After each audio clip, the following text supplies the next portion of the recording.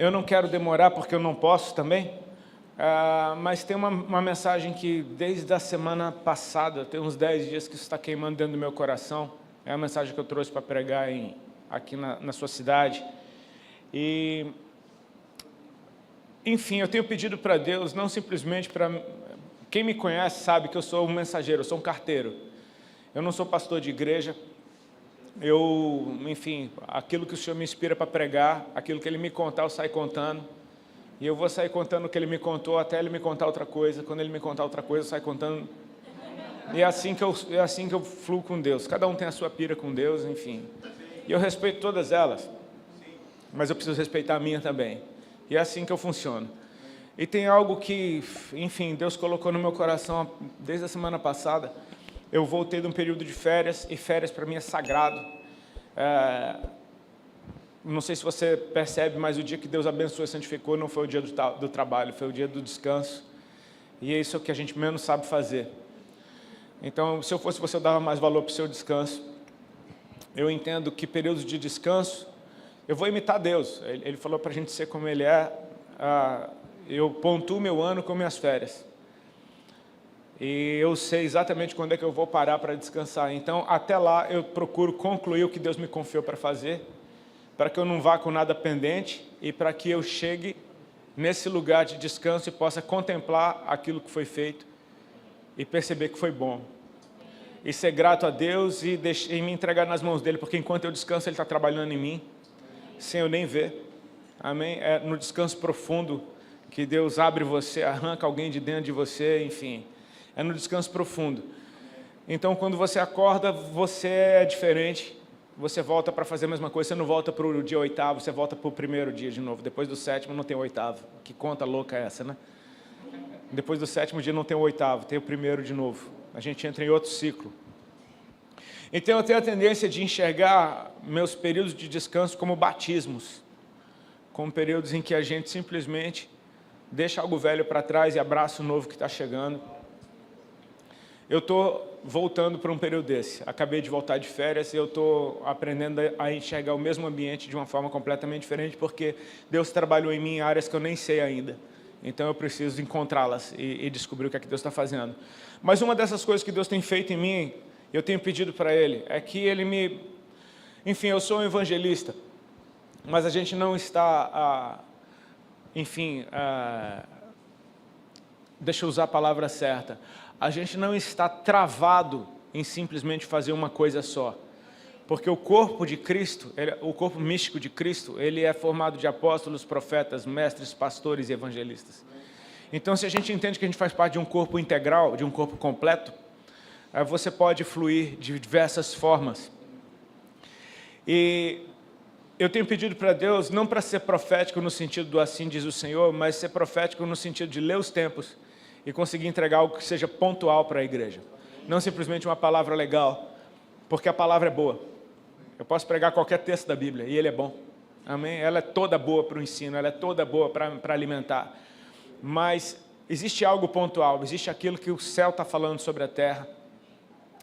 Eu acho que, de uma maneira talvez única na história, a gente tenha visto a terra inteira focada num assunto, focada num problema, focada procurando uma solução. Um período que a gente emergiu desde o ano passado, onde presidentes não sabiam o que fazer, generais não sabiam o que fazer, reis não sabiam o que fazer, cientistas não sabiam o que fazer, médicos não sabiam o que fazer, ninguém sabia o que fazer. Então a gente tenta fazer alguma coisa para pelo menos dizer que a gente está fazendo alguma coisa, mas na real ninguém sabe o que fazer, e esse período está dando sinais de que está passando. Essa pandemia, ela parece, está dando os primeiros sinais de que está passando. Você está num lugar com algumas restrições, mas ainda está cheio, já está cheio. Outros lugares estão abrindo. Você consegue já ver um jogo de futebol no exterior completamente lotado. A Série B já abriu para público. A Libertadores também. Você começa a ver sinais de que esse tempo está passando. Só que ele ainda não passou. E se ele ainda não passou, não é para me alarmar, mas é para me deixar alerta de que algo que precisava acontecer em mim ainda tem tempo de acontecer. Amém? Esse tempo que a gente viveu, ele não simplesmente teve a mensagem de morte, porque realmente muita gente morreu. mas você está vivo. Então, o que atingiu muitos lugares, muitas casas, e eu respeito a dor do outro, de certa forma você atravessou esse tempo, está atravessando esse tempo, deixa eu colocar isso numa ação. Estamos atravessando esse tempo, porque esse tempo ainda não terminou. Amém? Então, assim, um período que tem som de morte, cheiro de morte, notícia de morte, isso se parece demais com um fim. Eu me lembro que quando a pandemia começou, muita gente perguntava, será que não é o fim dos tempos?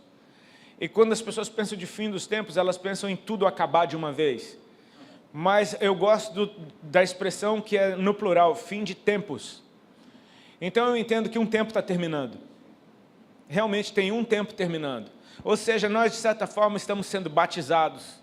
Assim como o povo de Israel foi batizado quando atravessou o Mar Vermelho, foi batizado quando atravessou o Jordão. Amém? Existem períodos onde tudo acaba e tudo recomeça. E como quando o povo estava diante do monte e o povo teve medo de falar com Deus, ali tinha um batismo para o povo. Aquele povo ia deixar de ser um povo que simplesmente ouve recado da parte de Deus por um homem, ia ser um povo que se tornaria um povo capaz de ouvir a voz de Deus como Moisés ouvia. O povo não quis passar por esse batismo, só Moisés passou. A aparência de morte, se Deus falar conosco, a gente vai morrer. E fica sempre aquela pergunta, será que esse povo não estava certo? Porque eu acho que toda vez que a gente passa por um período como esse, o velho morre. O novo acontece, dentro da mesma pessoa. Então, a gente precisa perder o medo de morrer na presença de Deus. Porque eu acho que só essa morte com a qual o Senhor nos mata diariamente é capaz de falar de um homem que era assassino e chamar ele de o homem mais manso sobre a face da terra. O assassino morreu, o homem mais manso nasceu a partir da presença. Ou seja, batismo, ele fala de novo nascimento, e novo nascimento tem a morte do velho. Quando a gente se batiza em nome do Pai, do Filho e do Espírito Santo, a gente está deixando uma velha natureza morrer e a gente está nascendo para uma nova natureza, ou seja, dentro de você algo morreu. Então, assim, a gente ainda está atravessando esse tempo, amém? É um tempo que tem som de morte, notícias negativas, mas como diz uma música de uma ministra americana que eu gosto muito, chamada Misty Edwards. Ela tem uma música que chama Only a Shadow, que significa só uma sombra. E, cara, meditando sobre esse tempo e falando para vocês dessa música, o Senhor me trouxe para o Salmo 23, que é o que a gente vai meditar aqui nessa noite, quando fala de um vale de sombra de morte. E o que ela diz nesse refrão dessa música é algo muito interessante, que fala, ainda que eu ande pelo vale, é só uma sombra. Amém? Não significa que eu vou morrer no vale, é só uma sombra de morte, é som de morte, é cheiro de morte, é aparência de morte, é temperatura de morte, é escuridão de morte, mas é só uma sombra. Amém?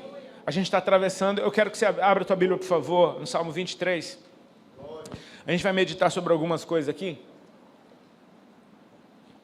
porque eu já preguei no Salmo 23 milhões de vezes, mas diante disso que eu julgo ser pontual para os dias que a gente está vivendo, parece que apareceu uma chave aqui, cara. E eu queria compartilhar ela com vocês, amém? Amém.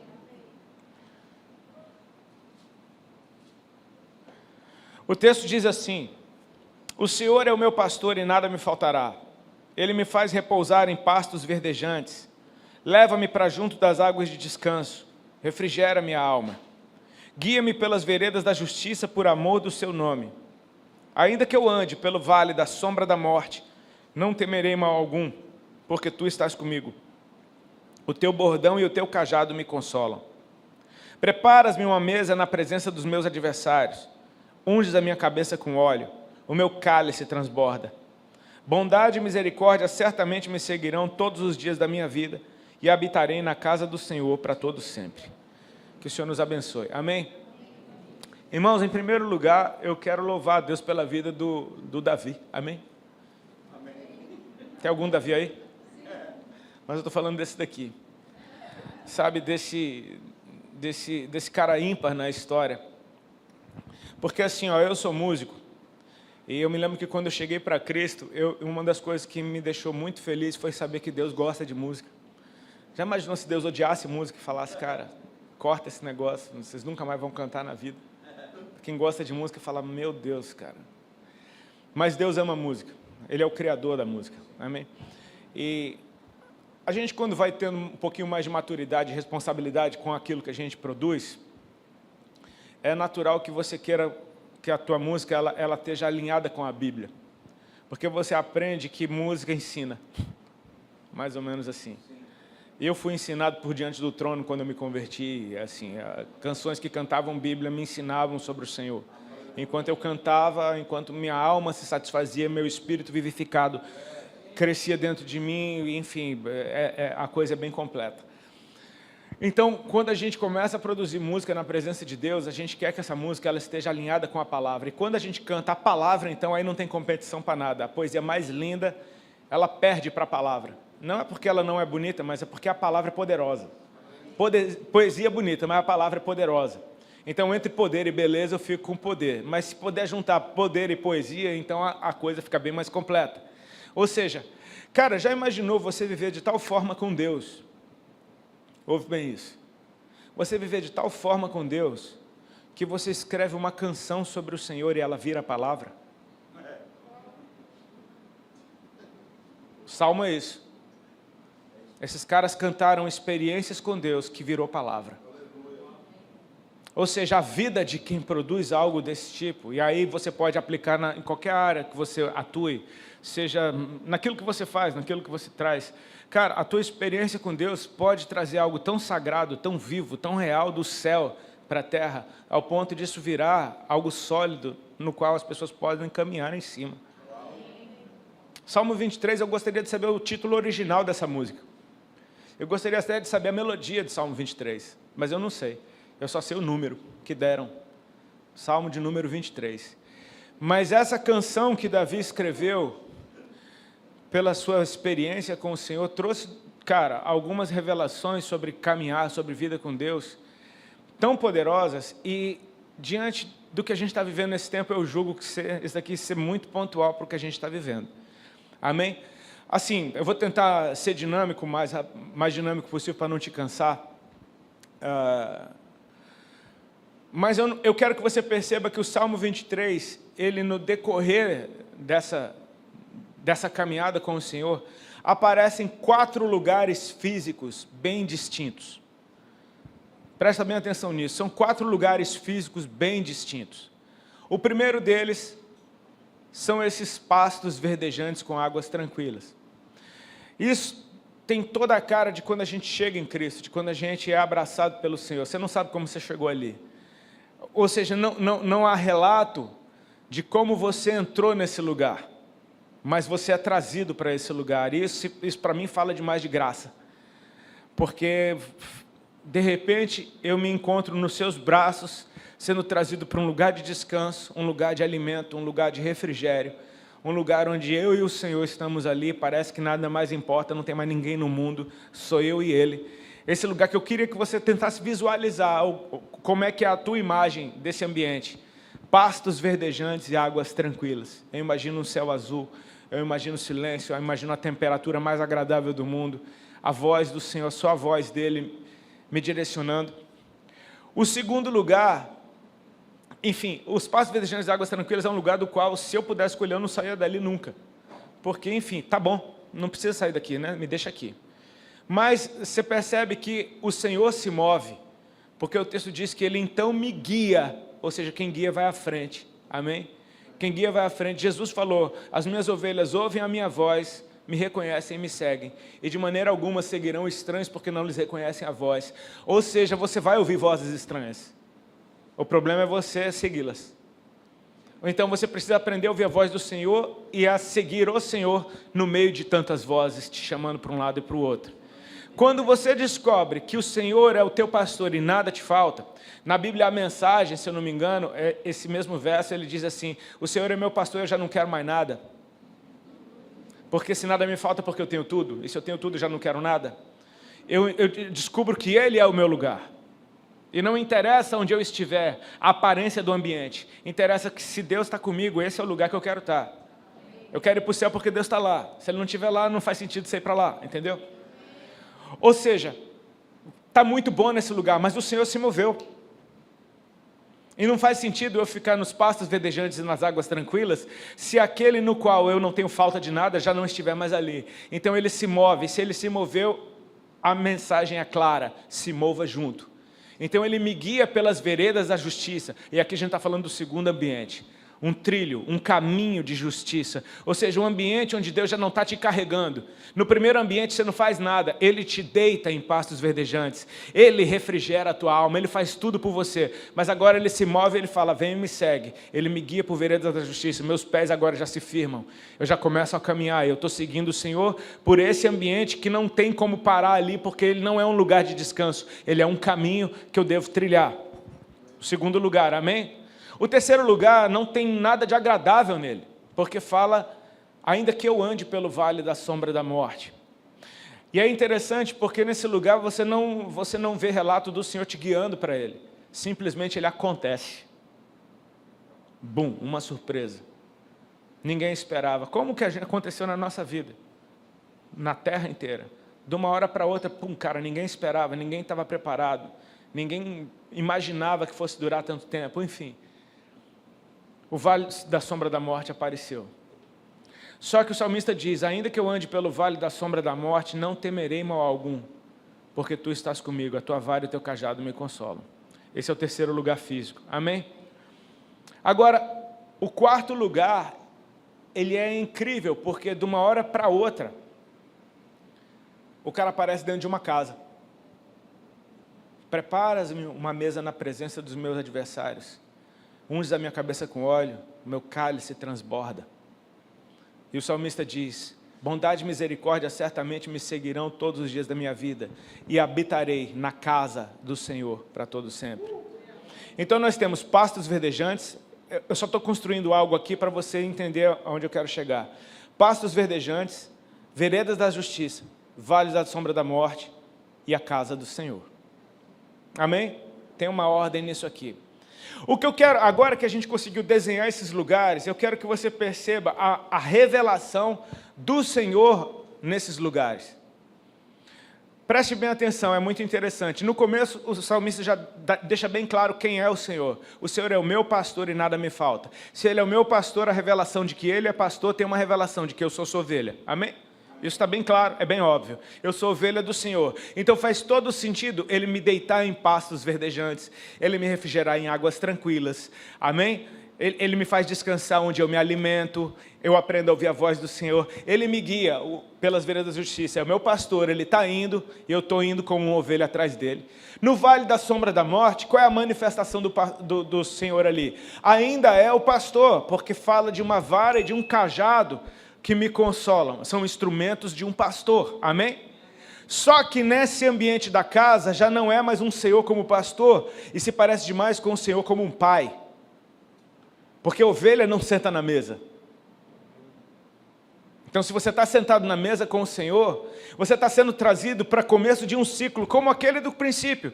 Comunhão, alimento e descanso. Só que agora em outro nível, você não está comendo graminha que nem uma ovelha, você está comendo alimento sólido, como o que o teu pai come. Quando você senta na mesa com ele, é a mesma comida para os dois. Ele unge a tua cabeça com óleo, ou seja, isso fala de consagração, isso fala, você já não é mais aquilo, agora você é outra coisa. E se a revelação é de um pai, adivinha qual é a revelação que cai sobre mim nesse ambiente? Boa, é de um filho.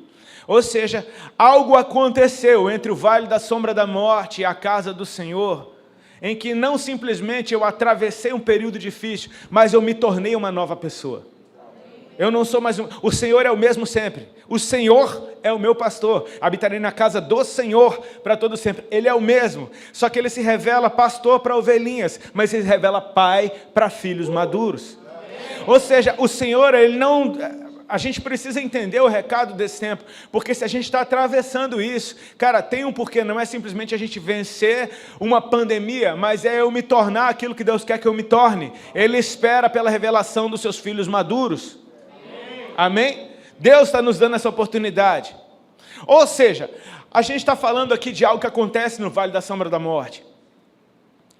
E aconteceu algo interessante com Jesus no deserto. Eu imagino que um deserto com a presença do diabo tem muita cara de vale da sombra da morte. Amém? Parece demais com o vale da sombra da morte. Mas assim, o que é que eu quero te dizer? A gente precisa definir o que é provação e o que é tentação. Porque muita gente usa a mesma palavra, são coisas completamente diferentes. E deixa eu só pontuar algumas coisas bem simples. Tentação não é Deus que te dá. A Bíblia diz, quando alguém for tentado, não diga sou tentado por Deus, porque Deus não tenta ninguém. Nós somos tentados pelos nossos próprios boletos. Digamos assim, é na nova NVR essa. Nós somos tentados pelos nossos próprios BOs. Mas quem é que nos tenta? É o inimigo. Por quê?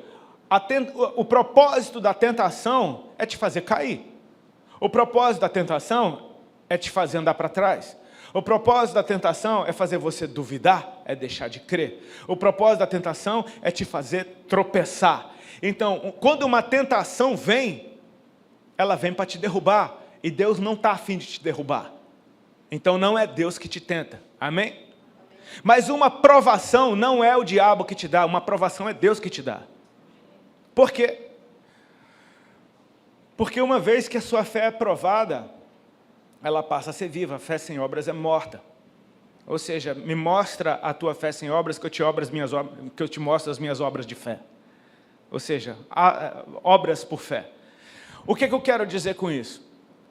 Vou fazer uma linguagem educacional, né? Você estudou uma matéria, então você vai ser provado na matéria que você estudou. Todos que estudam sabem que é ilegal um professor dar na prova aquilo que ele não deu na sala de aula. Se ele não deu na sala de aula e ele bota aquela questão na prova, aquela questão tem que ser anulada, porque não é justo que você seja provado em algo que você não aprendeu. Ou seja, se Deus te prova, Ele está te provando em algo que você sabe. Amém? E Deus sabe o que você sabe. Você pode não saber, mas Deus sabe a matéria que Ele deu. Ele sabe. Ele sabe o que tem dentro de você.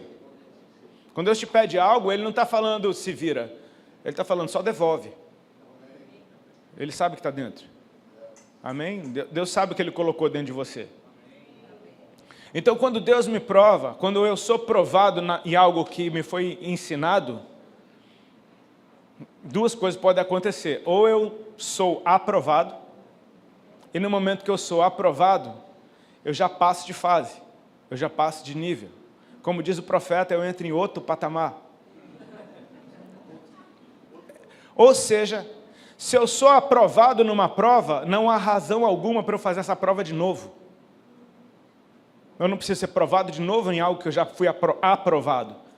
Agora, se eu não passo nessa prova, eu sou reprovado. E reprovado, ela tem um peso, porque parece que reprovado é rejeitado, é descartado. E, cara, não, reprovado significa você vai ter que ser provado de novo. E aí você começa a entender algumas áreas da nossa vida que ficam patinando, e você fala, cara, tá tudo indo bem, mas aquela área tá sempre, mano, às vezes é relacionamento, às vezes é uma forma de lidar com dinheiro, às vezes é uma forma de lidar com família. Você fala, por que isso acontece comigo o tempo inteiro? Deus está te provando de novo, porque você ainda não passou naquela prova. Deus está te dando a oportunidade de passar aprovado por aquela situação. Então, eu entendo que nós estamos quase lá, nós temos a chance ainda de passarmos aprovados por esse tempo. Amém? Amém? Ou seja, cara, se o Senhor está nos provando num tempo como esse, eu quero saber qual é a chave. Como é que eu faço para tirar 10 nessa prova? Assim, eu creio num corpo profético na igreja, não simplesmente numa palavra que um profeta liberou. Mas eu creio que a igreja é profética, e eu preciso ouvir o que a igreja está ouvindo, para entender o que é que Deus está falando. Muitas vezes é para te corrigir ou é para dizer, você não estava louco, tá vendo? Não é só você que está ouvindo isso. E o que eu ouço por muitos lugares, vejo Deus fazendo em mim e pergunto, Senhor, será que isso está acontecendo mesmo? E eu começo a observar aonde eu vou, aquilo que eu tenho ouvido. A gente entende que nós estamos debaixo de uma estação favorável ao ensino. Eu me lembro que eu conversando uma vez com o Bruno do Morada, e ele contando que ele estava conversando com o Danduque, que Eu não sei se você é familiar com esse nome, mas ele é um ancião americano que viveu no Brasil há muito tempo atrás. Ele foi praticamente o ativador daquele avivamento que houve em Belo Horizonte, que surgiram David Keelan, Cirilo, Judson, Diante do Trono, Nívia Soares, enfim. Essa turma se reunia numa casa e ficava simplesmente experimentando Deus e enfim, chacoalhou o Brasil em termos de adoração. E o Bruno perguntava para o Dan Duque, aí, o que é que o senhor vê Deus fazendo? Ele falou, cara, você está me perguntando de adoração? O Brasil já aprendeu a adorar lá atrás. Não é a respeito de adoração que está acontecendo agora, é a respeito de ensino. É a respeito de ensinar a palavra. E o Bruno vira para mim e fala, e aí eu percebo que você já não viaja com banda a uma cara, fica só pregando. O Gustavo, o Guga, está só pregando, já não ministra louvor, já tem um tempo. E cada vez mais Deus está atraindo gente para a palavra, para a palavra, para a palavra, para a palavra, para a palavra, para a palavra. Cara, não interessa se você é músico, mas palavra. Não interessa se você é um professor, se você é um médico, se você é um dentista, se você trabalha na prefeitura. Palavra. É tempo de estudo. Se é uma estação favorável ao ensino, é uma estação favorável ao aprendizado. Assim, meus olhos sempre tiveram nos mestres. Eu sempre olhei para esses caras. Eu me lembro quando eu aceitei Jesus, eu via, por exemplo, pastor Silas Malafaia pregando. Eu falava, mano, o cara não abre a Bíblia, velho. E tipo, ele sabe a Bíblia de cor, ele recitava capítulos inteiros da Bíblia. Eu falava, mano, o cara sabe muita Bíblia. De ver pastores como Gesiel Gomes, mano, um ancião, 2h30 pregando incendiado, porque ama a palavra, e você senta na mesa com ele, é palavra, palavra, palavra. Meus olhos sempre tiveram nesses caras. E eu começo a entender, o tempo vai passando. Eu estou na porta dos meus 50 anos. Eu falo, cara, Deus está me trazendo naturalmente para um período em que agora, crente precisa de um número profético para tudo, né? Mas assim, o sacerdote servia no templo até os seus 50 anos. A partir dos 50 anos, o trabalho braçal acabava, ele passava por uma fase de ensino. Então, eu me agarro com esse número e falo, cara, eu preciso agora abraçar o que está vindo sobre mim, porque o novo de Deus, para mim, é isso. E entender, cara, o Brasil, a igreja cresceu, a pandemia foi muito evangelística, as igrejas estão lotadas, velho. O que parecia que ia zoar tudo, não zoou. Não tem como zoar o que Deus está fazendo. Então, agora é hora de sala de aula. É hora de voltar para esse ambiente de quadro negro, de você escrever com giz, cruz, batismo, enfim, ensinar tudo de novo. Porque chegaram multidões que não sabem nada. E não tem obrigação de saber se ninguém ensinou. Como vão crer se ninguém pregou? E como, enfim... É preciso ensinar, é preciso um tempo de ensino. Ou seja, cara, nós somos a igreja brasileira, e a igreja brasileira, então, pouco tempo de história já viu demais. A gente já viu avivamento demais, a gente já viu derramar de evangelho, a gente já teve Billy Graham lotando Maracanã. Antes do Descende, o Billy Graham já lotava estádios no Brasil. A gente já teve manifestações de cura, a gente já teve, derramar de cura e libertação. Eu não sei, há um tempo atrás, quando eu aceitei Jesus mesmo, todo culto tinha uma demonhada manifestando. Muito demônio manifestando. Nunca mais vi um demônio manifestando. Não estou com saudade, mas nunca mais vi demônio. Nunca mais vi um demônio manifestar. Nunca mais. Ou seja, mudou a estação. Isso me fala de um perigo, porque parece que as pessoas estão tão demonizadas já na mente, num jeito de abrir, que o bicho pode ficar jogando videogame lá, que, enfim, o povo já está tudo demonizado mesmo. O diabo fala, não precisa mais nem entrar naquele ali. Mas é sério, é um jeito de pensar, é uma forma de pensar tão demoníaca, que o diabo não precisa mais nem entrar. É uma guerra ideológica que a gente vê hoje. É na mente. Então, se é na mente, é uma época de ensino. Medita. Enche teu coração, tua cabeça com palavra, palavra, palavra. Como é que eu me blindo? Qual é o capacete que me blinda? É o da salvação, cara. Eu preciso da palavra. Então a gente está num ambiente como esse, que a gente já viu cura, a gente já viu avivamento de louvor, a gente já viu libertação, a gente já viu um monte de coisa.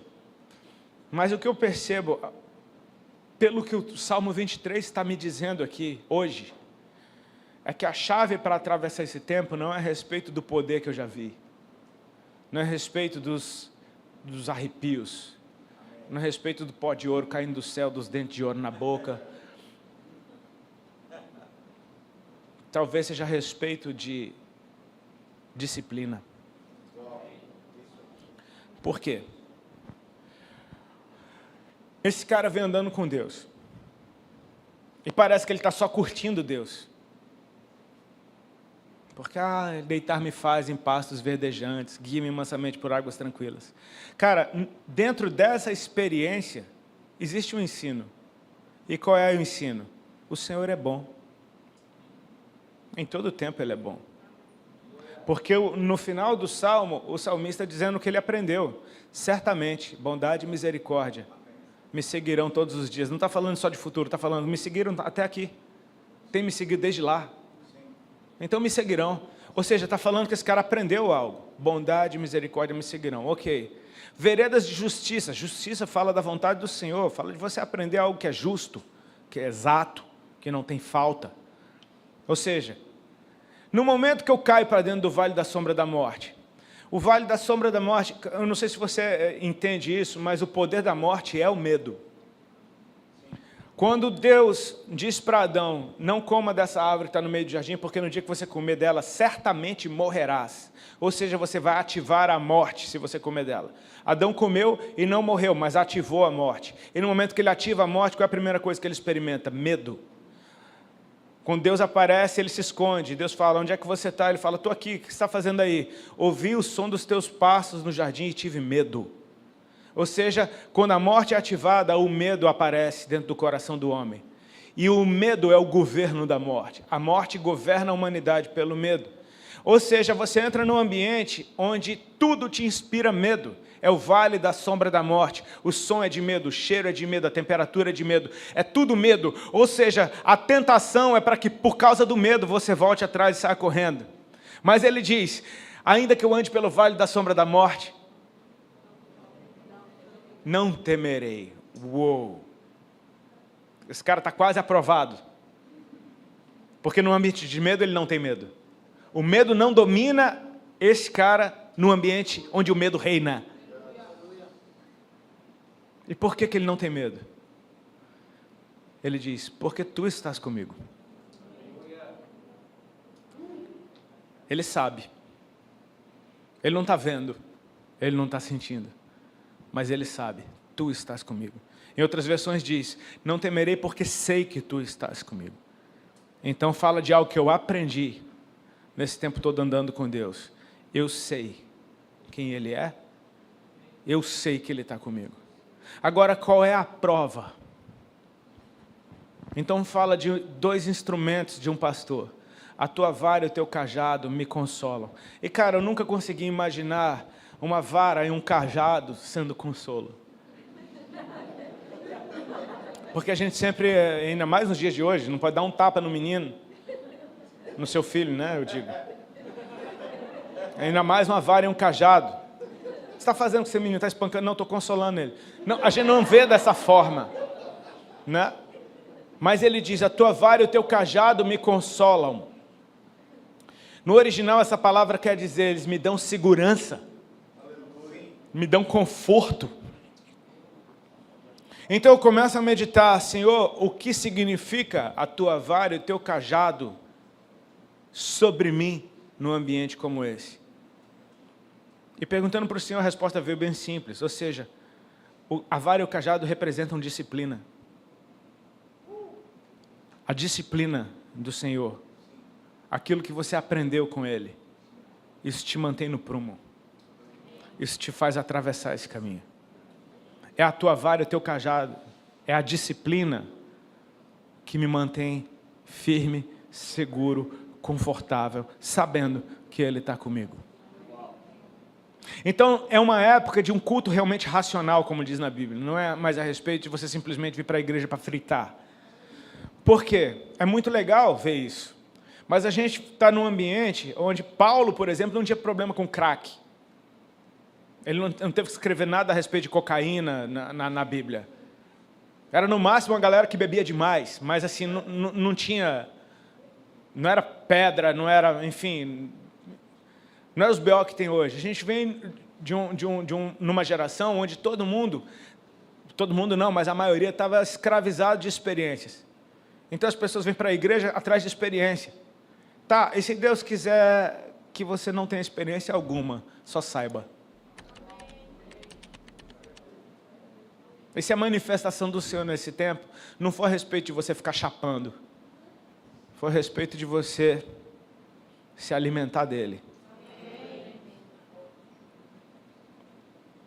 Ele está nos dando disciplina. Cara, quando tudo parou, quando tudo fechou, eu não sei o que aconteceu contigo, eu sei o que aconteceu comigo. Eu me assustei porque você é ministro, você está sempre pregando, viajando para pregar, viajando para pregar. Pregar é que nem um músculo que está ativo. Se você está correndo, você corre bem. Se você não está correndo, você vai correr, você corre mal. Você está pesado, as pernas não estão fortes. Pregar é a mesma coisa. Você está pregando, mano, você está afiado. Agora você para de pregar um tempo, você voltar a pregar, meu Deus do céu, é enferrujado o negócio. Então, assim, eu estava num ativismo, no sentido bom da palavra, estava em atividade, e de repente você fala, cara, vai tudo parar. Eu me sondei e perguntei para o Senhor, como é que vai ser a minha vida com Deus agora, sem a atividade? E, cara, para o meu espanto, o meu bom espanto, foi uma época em que meu devocional foi para níveis que eu nunca tinha experimentado antes. Meus períodos de leitura bíblica, pô, eles voaram de adorar a Deus em casa, de não depender de absolutamente ninguém para adorar a Deus. Porque, e se esse tempo não passa, você nunca mais vai adorar o Senhor? É um tempo de, meu irmão, não tem quem ore por mim, ora você. Não tem quem leia a Bíblia para mim, leia você. Não tem, adore você. Faça da tua casa um lugar de adoração. Ou seja, é um tempo em que Deus nos deu tempo. A gente sempre reclama do que a gente perdeu nesse tempo, mas não agradece pelo que a gente ganhou. Cara, você ganhou tempo para botar a casa em ordem. Muito tempo, olha, tempo até demais para botar a casa em ordem. Você foi proibido de se relacionar com as pessoas do lado de fora, mas você foi obrigado a se relacionar com as pessoas do lado de dentro. E você acha que Deus estava aonde enquanto estava todo mundo dentro de casa?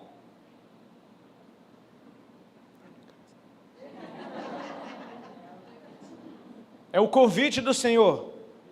Quando a gente fala, qual é meu chamado? Você pensa que o seu chamado é vai. Não, o seu chamado é vem. Quem chama, fala vem. Chamado é vem. Ou seja, é um convite do Senhor. Meu pastor falou disso uma vez que eu achei fantástico. Uma coisa a respeito do lugar secreto, quando você chega, Deus já está. Você não convida Deus para o lugar secreto. Tu, quando fores orar, não faça como os fariseus hipócritas, que gostam de orar em pé nas praças, nas sinagogas, para serem vistos e ouvidos, porque eles já receberam sua recompensa. Tu, porém, quando for orar, entra no teu quarto, fecha a tua porta e ora em secreto, porque o teu Pai, que está em secreto, vai te recompensar. Ele já está lá te esperando. Ele te convidou. Então fique em casa. Mas Deus, como é que eu não... Não, filho, você está olhando para o lugar errado, eu já estou lá te esperando. Para que você tenha disciplina. É incrível porque isso aconteceu depois do Descende. Todo mundo levanta o tênis para cima, eu vou para as nações, finalmente. Todo mundo diz que vai. Aí dá 2 semanas, não, ninguém vai para canto nenhum. Você vai para casa, bicho.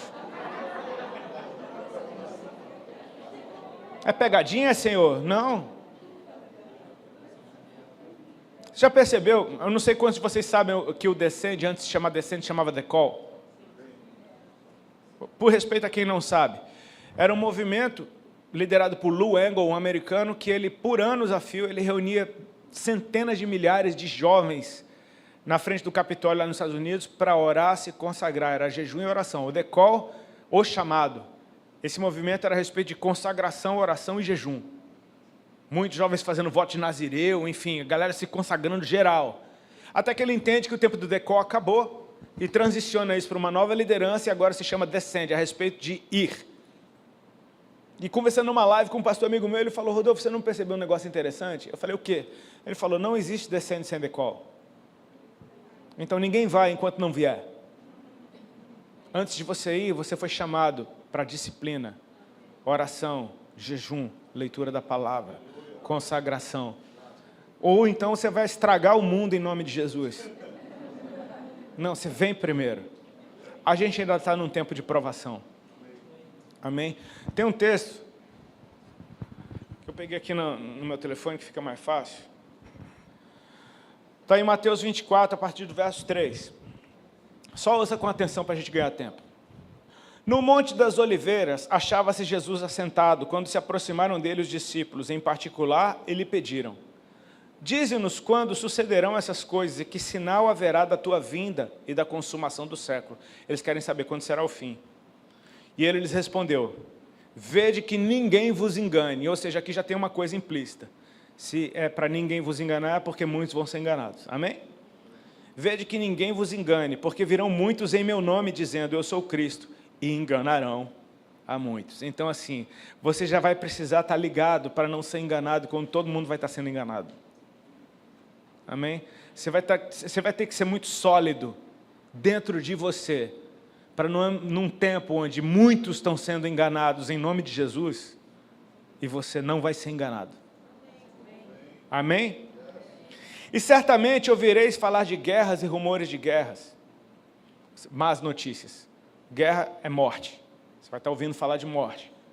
Vede, não vos assusteis. Ou seja, isso vem para te assustar. E Jesus está dizendo, não vos assusteis. Porque é necessário assim acontecer. Mas ainda não é o fim. Tem cara de fim, mas não é o fim ainda não. Aí Jesus continua. Porquanto se levantará nação contra nação, reino contra reino, e haverá fomes e terremotos em vários lugares. Más notícias. Porém, tudo isso é o princípio das dores. Não é nada isso ainda. Então, olha a caixinha de preciosas promessas aí, tá? Então sereis atribulados e vos matarão. Sereis odiados de todas as nações por causa do meu nome. Então, você está investindo em ser legal, um crente legal, para a galera te achar maneiro, esquece, velho. Você está investindo no treco errado. Promessa de Jesus, você vai ser odiado por todo mundo por causa do nome dele. Tá bom? Se você tem problema com, ai, não me curtiram, perdi seguidor. Olha aqui. Olha, ele continua, ainda piora. Ele fala, ó, nesse tempo, muitos hão de se escandalizar, caramba, trair e odiar uns aos outros. Ou seja, é um tempo em que vai ser difícil confiar em alguém. Levantar-se-ão muitos falsos profetas e enganarão a muitos. Cara, isso é muito sério. Porque você vai olhar para os lados e não vai achar nada. Entendeu? É falso Cristo, é falso profeta, é rumor de guerra, é gente se traindo, se odiando, você sendo morto, sendo odiado de todo mundo. Você tem ideia do tanto que isso daqui está deixando você só? Amém? Você percebe? E por se multiplicar a iniquidade, o amor se esfriará de quase todos. Aquele, porém, que perseverar até o fim, esse será salvo. Para, como é que é? Quem perseverar até o fim será salvo, cara. Eu não sei se você percebe que ele fala, muitos falsos profetas, muitos enganarão, o amor de quase todos, tudo plural, rumores de guerras, pestes, terremotos, vão se trair, trair-se-ão, odiar-vos-ão, plural, plural, plural, plural, mas aquele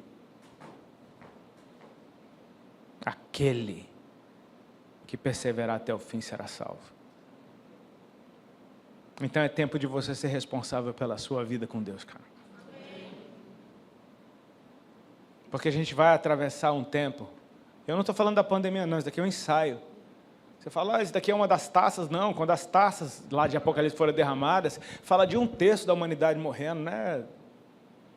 Esse tanto que a gente está vendo hoje não, vai ficar bem pior, isso daqui é um ensaio. Ainda vai vir coisa bem mais séria, mas eu preciso passar aprovado por esse tempo, entendeu? Porque a igreja de Cristo, ela é bem menor do que você imagina. Não se assuste com os números, está vendo muita multidão, tem muita multidão. E Jesus nunca considerou isso a igreja.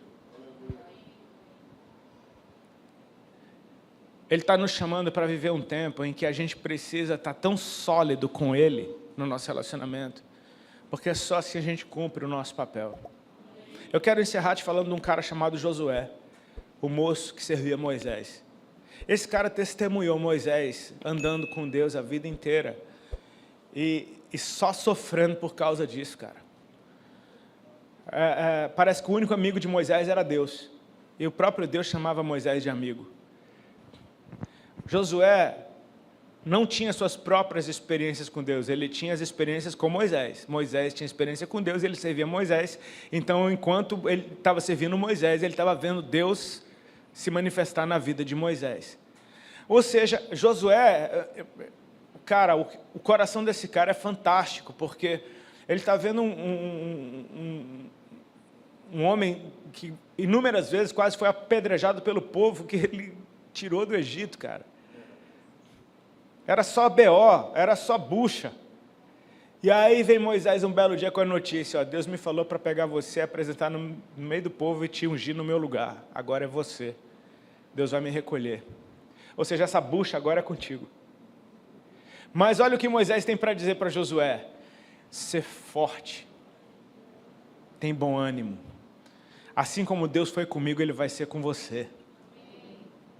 Então essa é a promessa. Amém? E aí, Deus recolhe Moisés e o primeiro capítulo do livro de Josué é Deus finalmente agora vindo falar com ele, e não com Moisés. Agora Deus está vindo falar com ele. E olha o que Deus fala para Josué. Ser forte, corajoso, tem bom ânimo. Assim como eu fui com Moisés, eu vou ser contigo. Cara, isso faz no mínimo você dar valor a tudo que você aprendeu antes, porque então quer dizer que era Deus já falando com ele naquele tempo. Sabe quando Deus vem confirmando o que foi dito? É quando Eli ouve de Samuel o que Deus tinha para dizer sobre a sua casa, só que antes de Deus falar com Samuel, teve um profeta que passou por Siló e disse para ele tudo que Deus falou depois para Samuel. E aí ele fala, o que Deus falou com Samuel, eu já tinha acabado de ouvir, então é Deus mesmo. Ou seja, é o João Batista que vem pregando, arrependei-vos porque está próximo o reino dos céus, e depois que João Batista é preso, vem Jesus pregando, dizendo, arrependei-vos porque está próximo o reino dos céus. Ou seja, é Deus passando o bastão de uma geração para outra. Ele começa falando o que a outra geração entregou. Ou seja, cara, pega tudo que você aprendeu, porque isso aqui vai ser útil para você. Só que Deus fala assim para Josué, Josué, medita na lei desse livro de dia e de noite, cara. Não se aparta dos teus lábios a palavra desse livro. Medita de dia e de noite. E eu acho isso daqui muito interessante, porque o jeito que Josué vai se mover é completamente diferente do jeito de Moisés se mover. Moisés armava a tenda, ele entrava na sua tenda e ficava com Deus e a nuvem descia. E era uma figura bem sacerdotal dele entrando nesse ambiente de glória e ali ficando com Deus. Com Josué, o bicho está com a espada na mão, tem um exército na frente e esse cara tem que ouvir Deus em tempo real. Não tem tempo de entrar na tenda, não tem tempo. Meu irmão, ou você tem a palavra de Deus queimando em você o dia inteiro para você ouvir em tempo real o que Deus tem para dizer, ou então você vai fazer um monte de besteira em nome do Senhor. E Deus está nos chamando para um tempo como esse, cara. De você estar sólido com Ele de tal forma que no ambiente de medo você sabe que Ele está contigo. Você sabe quem Ele é. Você sabe que Ele não te abandona. E qual é a tua segurança? É tudo aquilo que Ele te ensinou. Não é simplesmente a respeito das tuas experiências, é a respeito das experiências que Deus já liberou antes de falar com você. Porque isso é ensino para mim e para você. Nós não vamos ser provados no poder que a gente flui. Jesus disse, aquele que opera milagres, esse é o que me ama. Aquele que canta bonito, esse é o que me ama. Aquele que vai na igreja todo domingo, esse é o que me ama. Não, aquele que tem os meus mandamentos e os guarda, esse é o que me ama. Ou seja, é a respeito do ensino que Deus te deu, está tão sólido dentro de você, que é nisso que você vai ser provado. É no que você sabe. Quando vier alguém com uma conversa bem torta, você sabe o que Deus diz. Porque a gente está num tempo de tanta opinião,